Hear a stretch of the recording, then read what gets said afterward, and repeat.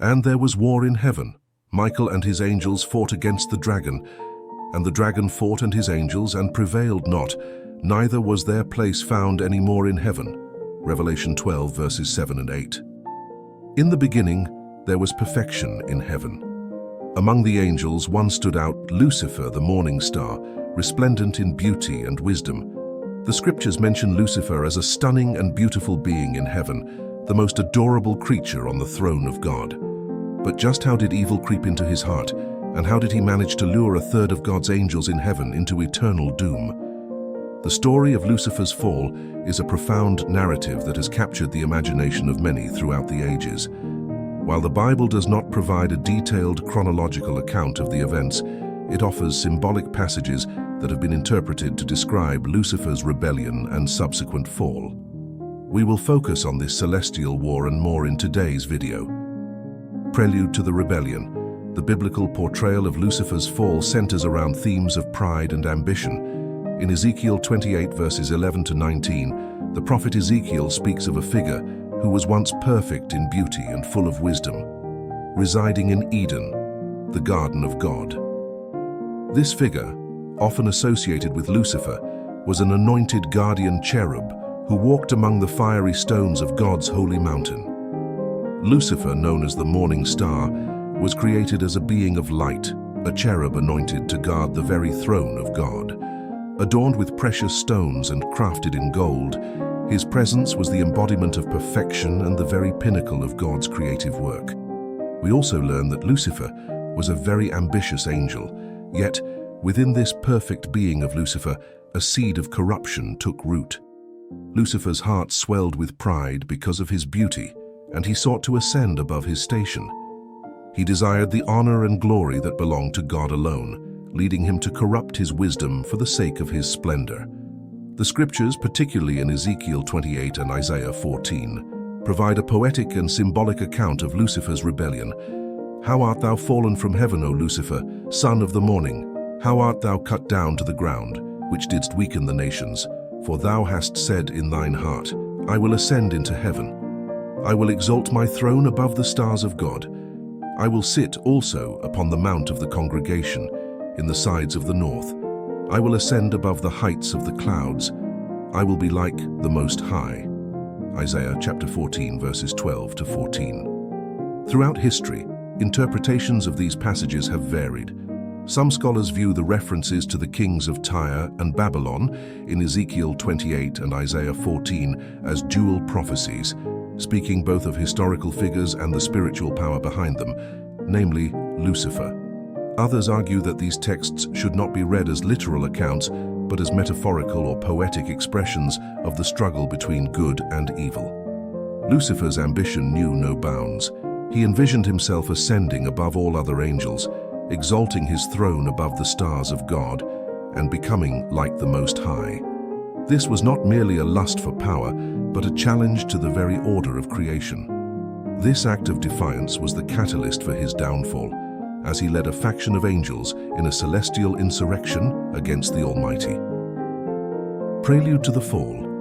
Lucifer was permeated with so much pride and evil intentions that he convinced 1/3 of the divine messengers, angels, to go with him.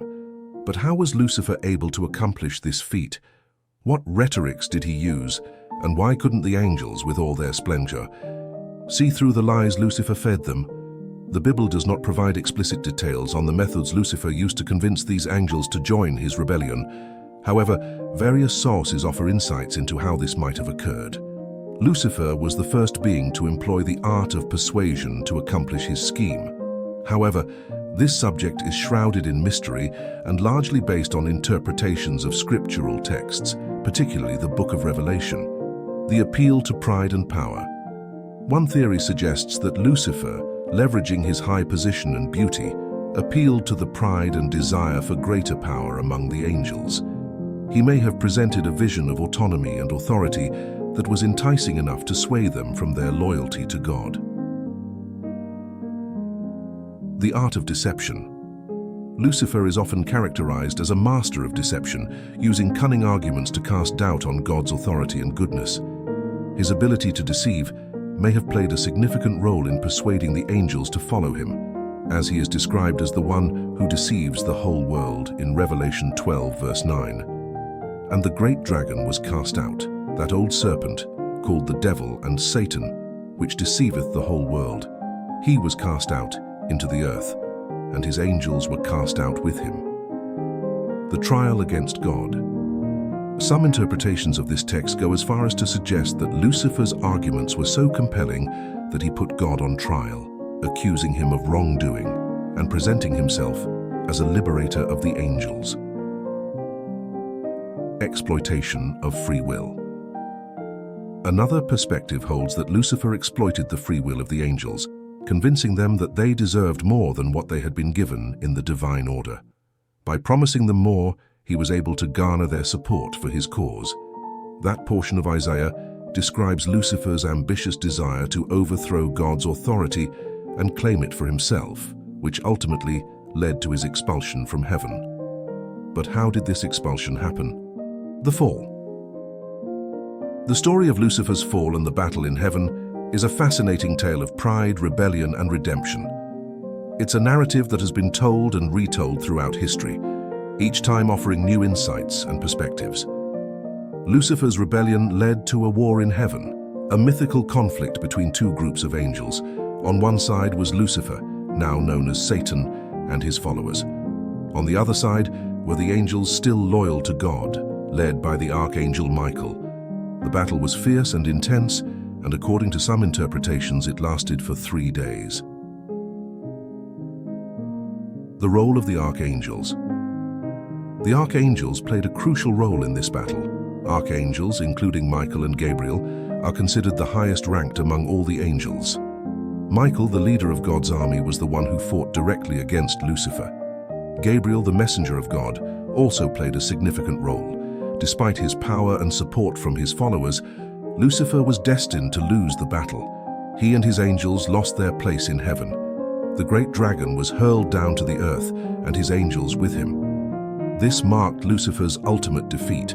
His fate was sealed in Revelation 20 verse 10, where it is understood that he would be cast out into the lake of fire and brimstone and tormented day and night for eternity. After his defeat, Lucifer, now Satan, targeted mankind, seeing an opportunity to scorn God. He took the form of a snake in the Garden of Eden, deceiving Adam and Eve. This marked the beginning of his influence on earth, leading to the fall of man. This narrative serves as a cautionary tale about the dangers of pride and the consequences of rebellion against God. It's a reminder of the eternal battle between good and evil and the ultimate victory of good over evil. Now let us look at the fate of the angels who followed Lucifer after his rebellion and subsequent fall. According to traditional interpretations of scriptural texts, these angels were cast out of heaven along with Lucifer and became demons, condemned to eternal punishment.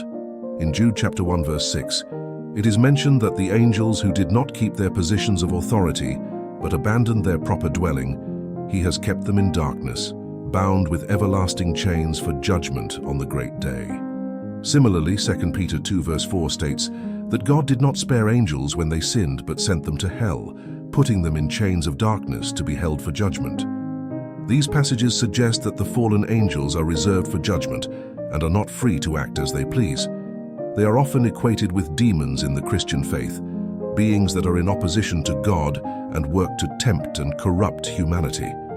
The fate of fallen angels has been interpreted in various ways across different religious and cultural traditions. In traditional Christian theology, fallen angels are often viewed as irredeemable, destined for eternal punishment. Some interpretations consider the fallen angels as symbols of rebellion and the consequences of defying divine authority. They serve as cautionary tales, reminding believers of the perils of pride and disobedience. Other perspectives suggest that fallen angels, like humans, may have the opportunity for redemption and repentance. This view is less common but reflects a more optimistic outlook on the possibility of salvation for all beings. Beyond Judeo-Christian beliefs, many cultures have stories of divine beings or gods who fall from grace due to various transgressions. These stories often explore themes similar to those of the fallen angels, such as the Greek titan Prometheus or the Norse god Loki. While not directly corroborating the biblical account, these stories reflect a similar theme of pride leading to a fall from grace. The story of Lucifer's fall has echoed through the ages, influencing theology, art, and literature. It serves as a cautionary tale about the perils of hubris and the importance of humility before the divine.